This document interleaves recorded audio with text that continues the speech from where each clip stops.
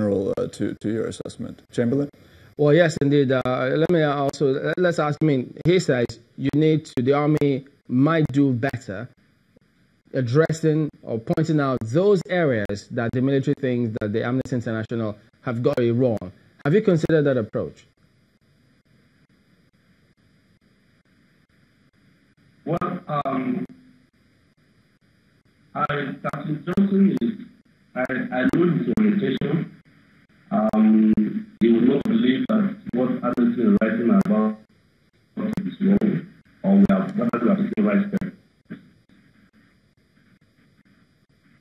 The truth of the matter is that Amnesty International is just to look at the steps we are taking. There is this form. And if you look at the report of Amnesty International, it is even difficult to use such reports to take any action. As you are speaking to me right now, I am speaking from jobs. Now,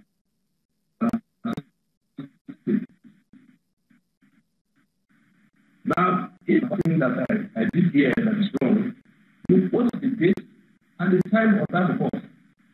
But the Amnesty report is always very clear. The people that they parade as testimonials, they are known. And we try to have interaction with them and say, this is what we are doing. They don't come. So, when they write report about America and other places, what is the consequence to those countries? The report that is writing about Nigerian military has resulted in the Nigerian military not getting the international collaboration in terms of acquisition of weapons. So how does it affect the country? So if you are saying that Amnesty International they are not doing anything to harm Nigeria, it's because we have not taken time to look at those reports. And I want anybody to ask Amnesty International, if we are violating human rights of our citizens, what do they think that they should do? They will always say that the recommendation is that they should not sell weapons to our military. Now, we are fighting war in all fronts. We don't manufacture any of these weapons at home. And the international community don't sell weapons to us. So what does it mean? If I could also jump in, because yeah, pardon me to come in here, because about those particular the comments you made, because I also read up what you say it might also affect purchase of these equipments from the US. But yes, the AI also have this report about a Raqqa on US operations there, which the US themselves responded. But does that mean that the US, they don't look at views or perspective, they don't go further? Do they rely grossly on AI's reports to determine whether or not to sell arms to Nigeria? Is that what you're saying? Okay, I'm telling you right now that that report was what was used.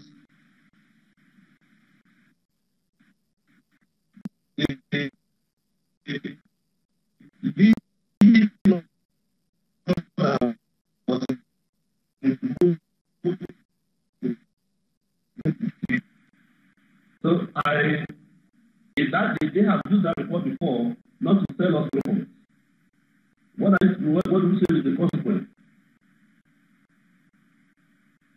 I know that if they write about it. Conclude your thought. Yes. So if they write against the if they write report about the US have they manufacture their weapons and they execute whatever program they are having or project they are having all over the world without minding what happens. But in our own plan, that report is affecting our operations. But General, there are reports too, pardon me again, but there are reports too that in 2015, after a certain report by AI, that Congressman Darrell Irish met with security chiefs, they spoke before the US eventually relaxed and then decided to sell listen to Nigeria before selling arms. So it suggests that they don't rely solely on the report from AI, because if the congressman met with security chiefs, heard them out, so it means that that's also an option that we could apply, isn't it? We have taken steps to correct all those things that was noticed during this period. And Amnesty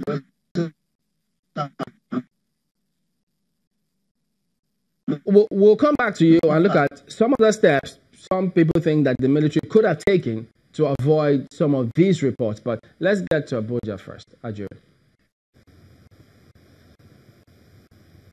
Yeah, thank you, Chamberlain, and welcome back to Abuja.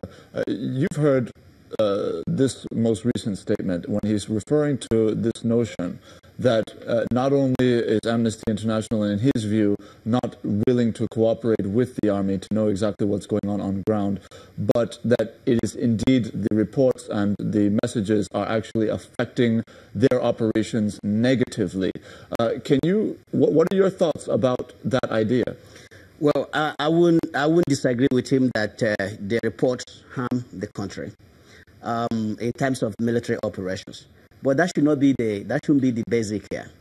What he is was referring to there is the Leahy Act. The Leahy Act, which prohibits the United States from selling arms to any military or police unit that is in violation of human rights.